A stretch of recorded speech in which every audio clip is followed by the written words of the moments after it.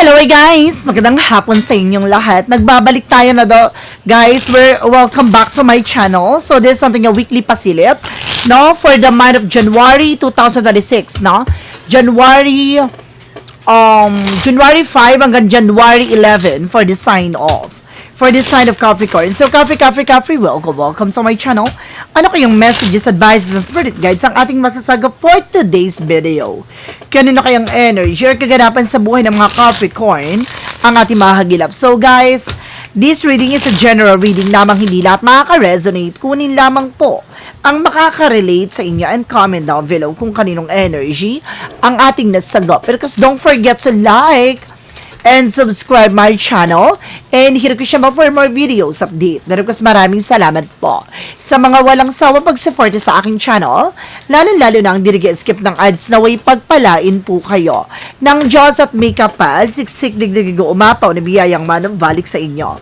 So let's see guys, what is the messages, advices sa iyo ng ating angel spirit for the sign of Capricorn. So let's see and watch this. Ano kaya kaganapan sa buhay ng mga Capricorn ng ating magilap? Tuklasin at bulabugin natin. Angels plus give information po. So there's a King of Cups. Your person is very devoted. Or maaring devoted ka if you are a man. No? Kung babae ka naman, a person is very devoted, supportive. So let's see your messages. So there's something with a moon card. There's something, a revelation coming in. Na may mga bagay o revelasyon na malalaman mo ngayong linggong to na darating, na may mga bagay din maaring magtupad sa mga pangarap mo. O may mga bagay na maaring matuklasan mo. May mga bagay na unti-unti magbigay liwanag sa madalim na parte ng buhay mo. Let's see. And there's something guys with a 10 of Wands, something burden, no? May mga bagay na maaring nagbibigay ng pabigat at obligasyon sa iyo. So kailangan mo na pakawalan daw yan. It's time, no, na para bitawan, no, yung mga bagay na alam mong hindi mo na kayang bitbitin pa. So there's something, the Knight of Swords. Bibilis sa takbo ng sitwasyon na maaring magtatagumpay ka kung papakawalan mo yung toxic at negative na maaring nagpapabigat sa buhay mo. So there's something that you pentacle for something collaborations, no? There's a lot of connections. Na marami kang bagay o taong makakasalamuha, makakausap, na makakahalubilo, just being aware lang, no? And there's an Ace of Pentacle with a big shot and big money coming in. Ibig sabihin may malaking opportunities, may malaking perang paparating, no? Ngayon linggong to may magandang opportunities daw na darating sa'yo. It's either a new job, a new work, a new business venture coming in that brings you with a big shot, a big money. And there's a King of Cups, so represent with the 7 of Cups, something confusion, na may mga bagay na maaaring nagpapagulo sa situations, o maraming mga bagay pa na maaaring gusto mong gawin. There's an options, now there's a choices, na maraming bagay na parang gusto mo pang mangyari. Now let's see what is the Moon card. There's something a King of Pentacles. There's something security and practicality. So may mga bagay dito pa na malalaman mo at matutuklasan mo. So kailangan mas maging secure ka sa information na meron ka. What is the Ten of Wands? There's an effort just being mature enough and being grounded na dapat alam mo sa sarili mong grounds when even your territory. Pakawalan, bitawan. Ano man yung bagay na alam mong hindi mo na kayang bitbitin pa. No? Hindi pwedeng ikaw lahat na may bitbit. No, hindi lahat ng bagahe ikaw ang may dala. So, kailangan mas maging mautakan, mas maging mature ka na. This time, wag mong inaako lahat. And of course, there's a 9 of Pentacles. There's a potential for abundance. May potential ka para maging malago, maging masagana, maging mayaman. No, bibilis sa takbo ng sitwasyon ngayong linggong to. What is the 3 of Pentacles? Represent guys with that King of Wands, something ambition. Unti-unti mo na raw masisilayan. Makikita ano man yung bagay na maaaring mangyari at maganap. Na magkakaroon ka na ng something na parang instinct, intuition, vibrations, na sa mga taong nasa paligid mo. Or may mga bagay na kailangan mas patalasin mo ang iyong pakiramdam. Dahil may mga tao sa paligid mo na maaaring kumbaga hindi totoo. O maaaring may mga bagay na dapat mong malaman. No? At lagi mo titignan yung possibilities. And there's an 8 of Pentacles, just focus, no? Meron talaga about sa trabaho or negosyo na maaaring magdala sa'yo ng malaking opportunities. Now, what is the King of Cups? Because the 7 of Cups. Represent with the Hermit card, the answer you need this year. Na magbagay na magbibigay liwanag, no? Bakit parang ang gulo-gulo pagdating sa buhay pag-ibig mo? No? Bakit parang sa tuwing nagkakaroon ka ng relationship, parang nandun ka na sa exciting part na parang biglang out of love, parang biglang gugulo. No, I feel something na merong negative na maaring may gumambala sa'yo or gumagawa sa'yo. So, kailangan mo i-cleanse lang. Na mag-cleansing ka. Na on your own, kung kaya mo. And this is a chart with an action moment. Magkakaroon ng changes and development sa situations mo. Na unti-unti na rin magbabago. May mga bagay kasi matuklasan mo ngayon linggong to. At the same time, there's a Four of Swords, something to rest. So, kailangan mo na sapat na pahinga. No? Kailangan alisin mo yung mga bagay na nagbibigay ng takot at pangamba sa'yo, alinlangan. So, may mga bagay dito na parang nag-worries ka eh. So, may mga bagay obligasyon ka dito na inaako mo lahat, gato ganyan, hanggang sa nag-aalala ka kung kaya ba, no? Kung masusolusyonan mo ba. May mga bagay dito na kailangan mong pag-isipang mabuti. So, let's see. Additional messages. Pero kung there's something at Ten of Swords, so something sabotage. Na para talaga may sumasabotahe talaga sa'yo dito. There's something betrayal. O there's something impostor. Na para sabotahihin ka, para hindi ka maging matagumpay. Now, you have a potential para maging malago with the Nine of Pentacles. Ang nangyayari dito, nauudlot, no, bumabagal ang takbo ng sitwasyon. See, there's a Kingman, no, stuck delays. So, mag-ingat ka sa mga tao na nakakasalamuha mo. There's a group of people dito na mag-ingat ka sa mga nakakahalubilo mo. No, paano sinasabotahin nito para hindi matuloy? Ano man yung plano mo, balak mo? Or may mga bagay na gusto kang gawin para hindi mangyari? And of course, there's something guys with a star card for recovery. Makaka-recover ka talaga. And there's a wish fulfillment. Bagay na maaaring nga naman yung hinihiling mo, makakamtan mo to. Magiging mayaman o asensado ka this week. O maaaring makakamtan mo yung malaking opportunities. Or malaking pera ngayong linggong to. Baka may dumating na pera. O maaaring may malaking opportunities for business. For the outcome, there's a Queen of Wands by confident. Lakas naman loob mo, lakas naman pakiramdam mo. Alisin mo yung alinlangan na takot mo. No, magkaroon ka ng, kumbaga, konpiyansa. With the Eight of something you're moving forward, makaka-move on ka na rin. No, makaka-recover ka na rin. No, may mga bagay na maaring magdala sa'yo ng recovery. No, additional messages. Pero kung there's something with a Page of Pentacles of something, invest wisely. So, mas maging maingat ka. No, mas maging mature ka sa lahat ng bagay na papasukin mo. No, hindi lahat ng obligasyon, responsibilidad sa paligid mo ay inaako mo, especially sa mga taong malapit sa'yo. No, baka may mga toxic situation or toxic family ka dyan. Toxic friends, so kailangan mo na talagang lumaylo. No, there's a Five of Swords, nagkakaroon ng self-sabotage, not because of your action. Kaya kasi nasabotahe dito, kaya hindi nangyayari yung mga bagay na gusto mo mangyari mo. Bakit? Nagkukwento ka, no? Nagpo-post ka by social media. Hindi mo alam there's an evil eye, no? Kumbaga, evil eye is something effectively talaga. May mga nangyayari talagang ganyan sa situations, no? There's some modern situations natin na talagang nangyayari at nagaganap sa buhay ng isang tao yan. No? Yung mga plano mo hindi natutuloy dahil sa mga inggitera sa paligid. And there's something the easy one. So, magkakaroon ka ng mga bagong proyekto, plano na maaaring magdala sa iyo ng transformation. No, look at the bigger picture. Lagi mo titignan yung magiging possibilities. No, yung kahihinatnan. And there's the Queen of Pentacles, there's something maturity, how to manage and control your finances. So, mas maging maingat ka. No? At mas maging secure ka this time. No, sa lahat ng bagay na gagawin mo, especially sa finances. No, dahil matutupad mo yung mga pangarap mo, pero kailangan mas maging tahimik ka. No? Kumbaga, silent ang atake mo dapat dito. So, let's see. Additional messages for finances and career, love life, at kalusugan. Let's watch this. So, nandito na tayo sa pangalawang chapter ng ating reading, no? Alamin natin to, guys. For finances and career, love life, at kalusugan. Na-miss niyo ba yung reading ko, guys? Please comment down below. Now, additional messages tayo. For finances and career, there's the Two of Wands by choices. Piliin mo lang yung mga bagay na makakatulong for your work, for your business. And there's a Three of Pentacles. There's a lot. Oh, sabi ko na nga ba, may third parties. So, there's something a friend of yours or something family related. Or there's an environment na mag-ingat ka talaga. No, ay kilala mo at makikilala mo talaga to. No, magdadala ng kaliwanagan sa'yo at magtatagumpay ka rin.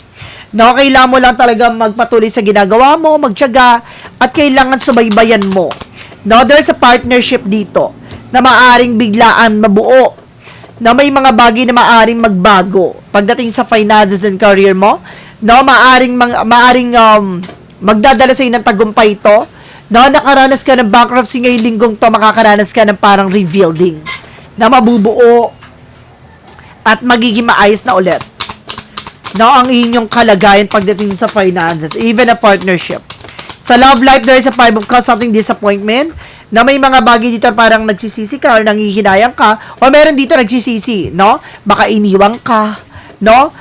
There's a sneakiness, there's a cheating, lying. Kakasabi ko lang. Sinasabi dito, nagkaroon dito ng kumbaga, betrayal, no? Niloko ka, tinraidor ka, no? Nagsisisi siya sa kanyang ginawa. No, there's a the sun card, may mga bagay na magbibigay liwanag, no, magbibigay kasagutan at magiging positibo ang kalalabasan. No, lahat ng mga bagay na nangyayari sa iyo pagdating sa buhay pag-ibig, isang hudyat na kailangan mong mahalin at alagaan ang sarili mo with the Empress card. Self-love, self-care. No, there's something a new beginning. And there's a Knight of Swords. Nagkakaroon kasi ng anxiety, sleepless at not because of worries. No, para nagkaroon ka ng trauma dito. No, dahil sa nangyari, hindi ka makatulog, no, balisa ka, there's a 5 of Wands, meron dito kakompetensya, and there's a 7 of Wands that kailangan mo proteksyonan yung sarili mo. I feel something, magkakaroon ka ng long-term relationship dito. No, meron lang talaga na inggit sa inyo, o meron dito, kumbaga, may gumambala sa inyo dito, kaya nagkaroon ng failure ang your relationship. I feel something gayuma with the Knight of Swords. Kasi there's a 7 of Wands protection 5 of Wands, something complication, or something of competitors, at 10 of Pentacles, something long-term. Magkakaroon ka ng long term dito. Kaya nagkaroon ng cheating, lying. No, nagkakaroon ng realization dito dahil may gumambala sa inyo dito sa relasyon. Sa kalusugan, there's something a page of sort being curiosity. So, meron dito nag-aalam-alam, no? Tungkol sa kalusugan nyo, sa nangyayari sa inyo. Huwag kayo nag-share ng information, lalo-lalo na pagdating sa health issues, no? Sa malapit sa inyo, sa paligid nyo. Kasi hindi nyo pa totoong kilala yung kalaban nyo. And there's a 2 Pentacles, maging balance ka lang, physically, mentally, emotionally. Hindi pa din sobra-sobra. And there's a strength with a confident, lakas naman loob mo. And there's an 8, no? Parang may nagre-represent with the 8 of something infinity. Now, there's an infinity everlasting promises. There's an Ace of Cups. Kaugnayan ng love life at career at kalusugan nyo. No, mayroon talagang sumasalbahay sa inyo dito. No, mayroong nainggit at nagselos dito. There's a 5 of Pentacles, no? Makaka-recover na rin kayo sa financial loss kasi nagkaroon ng kagastusan pagdating sa kalusugan. Ibig sabihin dito, nagpapagamot kayo na nagpapagamot, walang nangyayari, walang findings, walang changes, walang development. Makaka-recover na kayo from this situation. Baka nagpapagamot na kayo. Or maaaring magpapagamot na kayo. There's a Page of Wands, may magandang balita na paparating sa'yo. Na may mga bagay na maaaring gumanda na ang sitwasyon at kalagayan nyo. So, let's proceed tayo. No? Pagdating naman tayo sa magical fairy messages, advices sa iyo ng spirit guides. Let's watch this. So, nandito na tayo sa chapter ng ating gabay. With a magical fairy messages. So, there's something flower power. There's something a bloom. No, magkakaroon ng healing dito. No, lalago na. Oh my God, kakasabi ko lang na naman, there's a healed healer. Ibig sabihin, kailangan mo talaga magpagamot, no? Kailangan mo talagang gumaling dito. Ngayong linggong to, para magtuloy-tuloy na at lumago na. Ibig sabihin, may humakad lang talaga sa inyong paglago. And there's a Venus with an offer. May offer talaga paparating sa'yo. No, and there's a guilt and sabotage. May galit ang sumasabotahe sa inyo. No, magalit na galit at sinasabotahe niya. Ano man yung bagay na ginagawa nyo. Ay, unti-unting lumiliwanag na. And of course, there's, oh my goodness, ulit. Kunin ko lang yan. Pero ito, ilalatag natin. There's something a success. No, magtatagumpay ka daw. No, may mga bagay na mapagtatagumpayan nyo raw. There's something a leadership. Na kailangan yung pamunuan to. No, kailangan mong pangatawanan nito, pangalagaan nito. So, ikaw yung bagay na magtatayo ng sarili mong situation. So, you create your situation and you have the power to change it. And there's something a romance angel for Mystic Love Oracle deck. There's something fated meeting. important connection. So talagang, kumbaga, there's something destined to happen. So lahat ng bagay na to talaga nasa kapalaran mo. There's a storm, no? Talaga there's a storm will be coming ahead. Talagang may pagsubok na darating sa inyong relasyon. So let's see for Archangel Michael messages. Guarded and protected. So talagang kailangan nyo ng gabay dito, no? At protection, no? Kailangan nyo ng bagay na gagabay sa'yo, sabi ni Archangel Michael. Or kumbaga, you are also protected if you want a protection. So let's see what is the Jesus loving quote said. Unto it's given to know the mystery of kingdom of God. So, kumbaga, binibigay sa iyo para malaman mo ang misteryo sa likod nito. Sa likod ng mga bagay na nangyayari about sa spirituality for you. So, ibig sabihin, talagang bagay talaga na naka-line up sa ito para malaman mo ang kahalagahan ng spiritual. No? What is the money move oracle deck? There's a wellness, alagaan mo ang sarili mo. Live a healthier lifestyle. So, may iwas ka sa mga unhealthy foods. So, kailangan kumain ka ng wasto at tama sa oras. No, matulog ka ng tama at wasto. What is angel's number? Represent with a 555 for clarity. You aren't victim of circumstances. Rather, you are beneficiary of it. If that were in cases, life would pretty dull. You will set yourself up for success in the long run. If you are willing to adapt to the ship, everything is working out of the best at long last. You are accomplishing what you set out to do.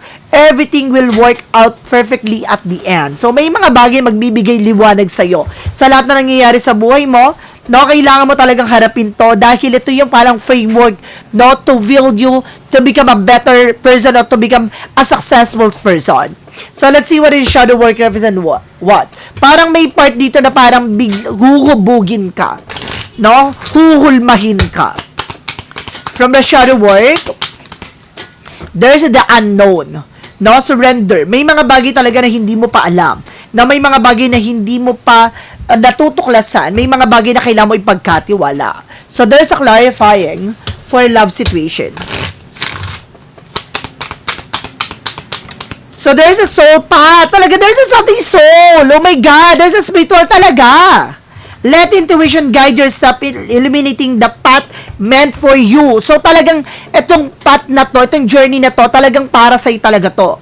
So, talagang pinapakita sa'yo dito, kailangan mo dumaan sa tamang proseso, tamang hakbangin. No, may mga bagay na magbibigay sa liwanag sa buhay mo. Kumbaga, nagkakaroon ka na realization, yung mga nararamdaman mo, it's not ordinary. It's a spiritual problem. Alam mo yan. No, kasi siguro nagpa-check up ka, nagpatingin ka, walang nagbabago, walang findings. So, there's a possible na mayroong problema about sa spiritual. Kahit anong inom mo ng gamot, hindi ka gagaling dyan kasi may problema ka about sa spiritual. There's a clarifying for your life situation. Madadamage lang na madadamage ang iyong physical health. No, let's see what is the clarifying for your life situation. And if there's something, guys, with a groove of unity, no, meron bagay na parang may pagkakaisa. There's something, a purpose. No, parang ano to parang nasa paligid mo. Mayroong purpose to lahat na nangyari sa buhay mo.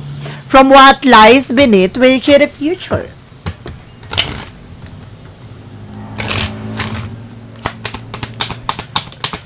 And there's a fulfilling fantasy. Meron kang mga bagay na gusto mangyari pero hindi nangyayari. No, may mga pangarap ka na gusto mo maisakatuparan. So, path of the light represent what?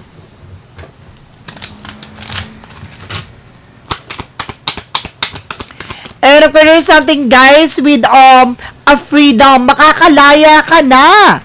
I realize that failures brings doubt and resentment. So, I choose to embrace to the sunshine by staying positive. I find peace of open myself of the light within. Through this, I free myself from negativity and allow my inner agents to guide me. So, bagay na parang unti-unti mo marirealize, alisin mo yung alinlangan na takot mo, isusurrender mo na from guides, no, from God, lahat ng mga bagay na nangyari sa iyo, unti-unti mo matatanggap na there's something of purpose in life. There's something a yes or no, pick a card. Alamin natin yung magiging sagot sa tanong mo. So, guys, kung bago ka sa channel ko, ang pick a card, yes or no, pwede ka magtanong. Isang tanong, isang sagot. With a yes or no, mag-iisip ka ng tanong, pipili ka na magiging sagot dito within 1, 2, or 3, isang tanong, isang sagot lamang. No, kung sino yung nakapili na number 1, ito yung magiging sagot. At kung sino yung kumbaga 1, 2, or 3, ha, unahin muna natin number 1. Number 1, there is something a yes. Your eyes are fully formed seeing the what possible. So, kumbaga, naiayos na. Unti-unti mo na raw makikita. Ano man yung bagay na dapat mong malaman at makita. Ay, may pasilip na. Number 2, there is a yes again. Resurrect old ideas, breath new life into it. No? Yung mga bagay na dati mong gustong gawin ngayon, magagawa mo siya, bibigyang buhay na muli. No? There's a yes. Magtatagumpay ka this time. Number 3, there's a yes. Wow, oh yes ha? Unang linggo ng January, oh yes. Spiraling up, rising tide coming out of the shell. So, kailangan mo makawala sa comfort zone mo. Kailangan mo harapin yung mga bagay na to. Kailangan mong matutunan. Ano man yung bagay na kailangan mong maramdaman at malaman. No, kailangan handa ka, no, na mag-sacrifice, handa kang tumanggap, handa kang malaman lahat ng pasikot-sikot sa buhay mo. So, guys, this is something a weekly pasilip, no? For the month of January 5 hanggang January 11, for the sign of Capricorn. So, Capri, maraming salamat for this wonderful reading. So, once again, this reading is a general reading namang hindi lahat makaka-resonate. Kunin lamang po ang makaka-relate sa inyo and comment down below kung kaninong energy ang ating nasagot. And of course, don't forget to like and subscribe my channel and hit the bell for more videos update. Then of course, maraming salamat po sa mga walang sawang pag-support sa aking channel. Lalo-lalo nang skip ng ads away pagpalain kayo ng Diyos at may kapal. Siksik, liglig, nag-uumapaw na biyayang manumbalik sa inyo. Maraming salamat and see you the next video. Bye-bye and babush.